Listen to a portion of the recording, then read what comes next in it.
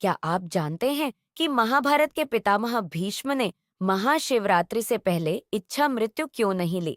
क्या कारण था कि मृत्यु स्वयं उनके सामने खड़ी थी, फिर भी उन्होंने उसे स्वीकार नहीं किया? यह केवल पीड़ा सहने की बात नहीं थी, यह समय के विरुद्ध खड़े एक महायोद्धा की मौन प्रतीक्षा थी। एक ऐसी प्रतीक्षा जिसे समझना साधारण मनुष्य के लिए लगभग असंभव है। बहुत कम लोग जानते हैं कि महाशिवरात्रि केवल एक पर्व नहीं, बल्कि ब्रह्मांडीय जागरण की वह रात है जिसे प्राचीन ऋषि मुनि अत्यंत रहस्यमय और शक्तिशाली मानते थे। एक ऐसी रात जब समय की गति धीमी पड़ जाती है, जब दिशाएं मौन हो जाती हैं, जब प्रकृति स्वयं ध्यान में डूबी प्रतीत होती है, जब आकाश असामान्य रूप से शांत हो जाता है, जब विचार मंद पड़ जाते हैं, जब चेतना भीतर की गहराइयों में उतरती चली जाती है और जब आत्मा अपने वास्तविक स्वरूप के सबसे निकट पहुंच जाती है। कुरुक्षेत्र की रक्त रंजित भूमि पर युद्ध लगभग समाप्त हो चुका था। वीरों का गर्व, सेनाओं की शक्ति और राजसत्ता का अहंकार सब धूल में मिल चुका था। लेकिन एक युद्ध अभी बाकी था, समय के विरुद्ध धैर्य का युद्ध। पितामह भीष्म शरशैया पर लेटे थे। उनके शरीर में असंख्य बाण गड़े थे। हर सांस पीड़ा से भरी थी, हर क्षण मृत्यु की आहट थी। हर पल शरीर हार मानना चाहता था, लेकिन उनके चेहरे पर कराह नहीं, एक अद्भुत, अलौकिक, दिव्य शांति थी, क्योंकि वे जानते थे मृत्यु उनके लिए अंत नहीं, एक निर्णय है। उन्हें इच्छा मृत्यु का वरदान प्राप्त था। वे जब चाहें, जहां चाहें, उसी क्षण देह त्याग सकते थे। फिर भी उन्होंने मृत्यु को रोक रखा था। क्यों? क्या एक योद्धा पीड़ा से डर गया था, या वह किसी ऐसे सत्य की प्रतीक्षा कर रहा था जो युद्ध से भी बड़ा था, जीवन से भी बड़ा और मृत्यु से भी बड़ा? वे प्रतीक्षा कर रहे थे उस दिव्य, रहस्यमय, अदृश्य क्षण की जिसे आज हम महाशिवरात्रि कहते हैं। कहा जाता है कि उस रात स्वयं भगवान शिव समस्त ब्रह्मांड में जागृत रहते हैं।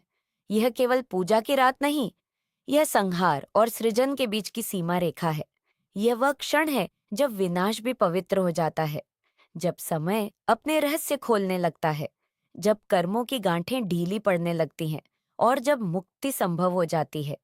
उस रात ध्यान 1000 गुना गहरा हो जाता है, जप 1000 गुना प्रभावी हो जाता है, मन स्थिर हो जाता है और आत्मा के बंधन कमजोर पड़ने लगते हैं। कहा जाता है उस रात देह त्यागने वाली आत्मा सीधे शिव की शरण में पहुंच सकती है, बिना भटकाव, बिना भय, बिना पुनर्जन्म के चक्र में उलझे। पांडव उनके पास आए। उनकी आंखों में वेदना थी, अपराध बोध था और असहायता भी। उन्होंने पूछा, पितामह, आप इतना कष्ट क्यों सह रहे हैं? आप अभी मृत्यु को क्यों नहीं स्वीकार करते? भीष्म ने धीरे से आंखें खोली। उनकी दृष्टि आकाश के पार कहीं टिक गई, जैसे वे उस सत्य को देख रहे हों जो किसी और को दिखाई नहीं दे रहा था। और उन्होंने कहा, मृत्यु इच्छा से नहीं, समय से आती है। यह सुनकर स्वयं श्री कृष्ण भी मौन हो गए, क्योंकि वे जानते थे भीष्म केवल योद्धा नहीं, समय के साक्षी हैं, धर्म के रक्षक हैं और नियति के जाता भी। भीष्म उस रात की प्रतीक्षा कर रहे थे जब संहार के देव स्वयं ब्रह्मांड के सूक्ष्म द्वार खोलते हैं। महाशिवरात्रि की रात। लेकिन क्या यह केवल मुक्ति पाने की इच्छा थी, या भीष्म कुछ और जानते थे? कुछ ऐसा जो समय के पार छुपा हुआ था, कुछ ऐसा जिसे देवता भी सहजता से नहीं समझते। कुछ प्राचीन मान्यताओं के अनुसार उस रात केवल मोक्ष के द्वार ही नहीं खुलते, बल्कि समय का संतुलन भी बदल जाता है। उस रात जीवन और मृत्यु के बीच की दूरी सबसे कम हो जाती है। देह और आत्मा के बीच का बंधन सबसे कमजोर हो जाता है, और जो आत्मा उस क्षण देह त्यागती है, उसकी यात्रा साधारण नहीं रहती। शायद इसी कारण महाभारत के सबसे महान योद्धा ने मृत्यु को भी प्रतीक्षा करने पर मजबूर कर दिया, जब तक वह दिव्य रात न आ जाए। लेकिन क्या भीष्म सच में शिवरात्रि की प्रतीक्षा कर रहे थे, या इसके पीछे कोई और भी गहरा रहस्य छुपा है? क्या उस रात उन्होंने कुछ ऐसा देखा था जिसे देखकर स्वयं देवता भी मौन हो गए? क्या उस क्षण समय स्वयं ठहर गया था? क्या ब्रह्मांड ने अपनी गति रोक दी थी?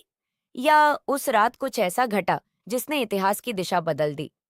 इस रहस्य को जानने के लिए वीडियो अंत तक जरूर देखिए, क्योंकि यह केवल एक कथा नहीं, यह समय, मृत्यु, धर्म और मोक्ष का सबसे गूढ़ और भयावह रहस्य है। और इस कहानी का पूरा सच, पूरा राज अभी सामने आना बाकी है। उसी क्षण जब सबको लगा कि भीष्म केवल प्रतीक्षा कर रहे हैं, कुछ ऐसा हुआ जिसे बहुत कम ग्रंथों में संकेतों में लिखा गया है और जिसे शब्दों में पूरी तरह बांध पाना लगभग असंभव माना जाता है। कहा जाता है कि महाशिवरात्रि की वह रात्रि साधारण रात्रि नहीं थी। वह समय और अस्तित्व के बीच की सीमा पर खड़ी एक रहस्यमयी घड़ी थी, असामान्य रूप से शांत, असामान्य रूप से गहरी, असामान्य रूप से स्थिर। न हवा चल रही थी, न पशुओं की आवाज, न युद्धभूमि का शोर, मानो स्वयं प्रकृति अपनी सांस रोके खड़ी हो, जैसे पूरा ब्रह्मांड किसी अदृश्य घटना का साक्षी बनने वाला हो। आकाश में चंद्रमा था, लेकिन उसकी रोशनी भी मंद प्रतीत हो रही थी, जैसे वह भी उस क्षण के सामने नतमस्तक हो।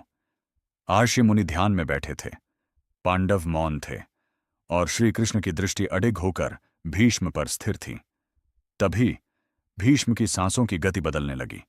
उनकी आंखें बंद थीं, लेकिन उनके चेहरे पर एक विचित्र, तेजस्वी, दिव्य आभा प्रकट होने लगी, जैसे शरीर पृथ्वी पर हो, लेकिन चेतना कहीं और, जैसे वे इस संसार से हटकर किसी सूक्ष्म लोक में प्रवेश कर रहे हों। कहा जाता है कि उसी क्षण उन्हें एक ऐसा दर्शन हुआ जो साधारण दृष्टि से परे है। उन्होंने देखा, अंधकार और प्रकाश के बीच एक विराट शून्य खुल रहा है।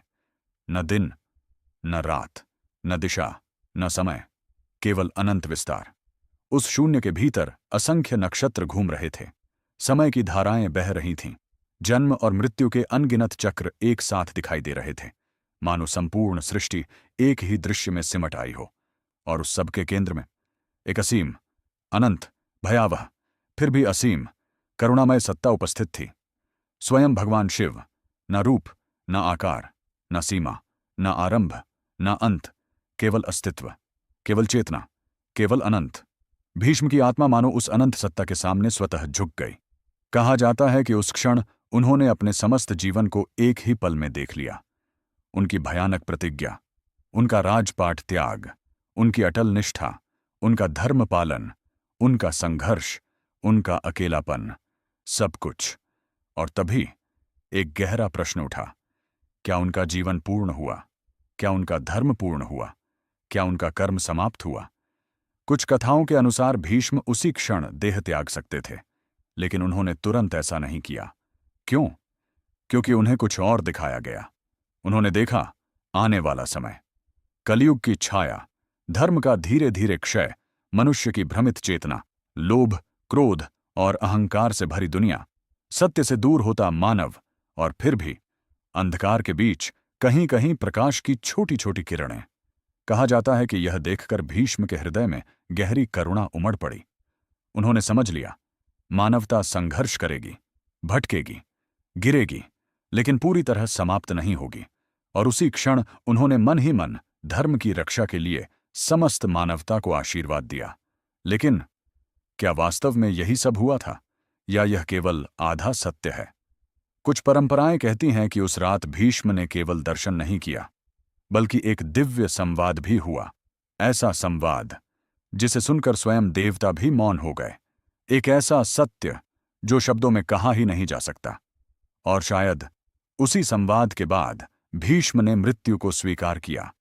लेकिन अंतिम क्षण में उन्होंने ऐसा क्या जाना जिसे महाभारत के अधिकांश वर्णनों में स्पष्ट रूप से नहीं बताया गया? क्या उन्हें भविष्य का कोई रहस्य बताया गया था? क्या उन्हें मानवता के भाग्य का ज्ञान दिया गया था? या उन्हें किसी ऐसे सत्य का बोध हुआ जिसे सामान्य मनुष्य सह भी नहीं सकता? यही है इस कथा का सबसे बड़ा रहस्य। क्योंकि कहा जाता है, मृत्यु से ठीक पहले भीष्म ने अपनी दृष्टि एक बार श्री कृष्ण की ओर उठाई, और उस दृष्टि में न प्रश्न था, न भय, न पीड़ा, केवल पूर्ण शांति, पूर्ण समझ, पूर्ण स्वीकार, जैसे वे जान चुके हों सृष्टि का रहस्य। और उसी क्षण कुरुक्षेत्र की हवा बदल गई। आकाश में एक अनोखी शांति छा गई, मानो समय स्वयं ठहर गया हो। ऋषियों की आंखों से आंसू बह निकले। पांडव स्तब्ध रह गए, क्योंकि एक युग समाप्त हो चुका था। लेकिन भीष्म के साथ कौन सा रहस्य चला गया? उन्होंने ऐसा क्या देखा जो उन्होंने किसी से नहीं कहा? क्या वह रहस्य मानवता के लिए था या केवल आत्मा की मुक्ति के लिए? क्या वह ज्ञान प्रकट करने योग्य नहीं था या उसे समय आने तक छिपा रहना था? इस प्रश्न का उत्तर ही इस कथा का वास्तविक केंद्र है, और यही उत्तर अभी भी अधूरा है, क्योंकि कहा जाता है कि अंतिम क्षण में भीष्म ने ऐसा सत्य जाना जो आने वाले युगों से जुड़ा था और जो आज भी मानवता को प्रभावित कर रहा है। इस कहानी का पार्ट 2 कल शाम 7:30 बजे आएगा, जहां पता चलेगा आखिर भगवान शिव और भीष्म के बीच क्या संवाद हुआ था, क्यों स्वयं श्री कृष्ण मौन रहे और क्यों यह घटना महाभारत की सबसे रहस्यमय घटनाओं में गिनी जाती है। आध्यात्मिक स्पष्टीकरण। यह कथा एक सांस्कृतिक और आध्यात्मिक व्याख्या है जो प्राचीन परंपराओं, मान्यताओं और पुराणों से प्रेरित है। इसका उद्देश्य किसी धर्म, व्यक्ति या मान्यता को ठेस पहुंचाना नहीं, बल्कि जीवन, समय और आत्मा के गूढ़ सत्य को समझने का प्रयास है। यदि इस कहानी ने आपके हृदय को छुआ हो तो वीडियो को लाइक करें, चैनल को सब्सक्राइब करें और कमेंट में अवश्य लिखें। हर हर महादेव। जय श्री कृष्ण। जय धर्म। जय समय।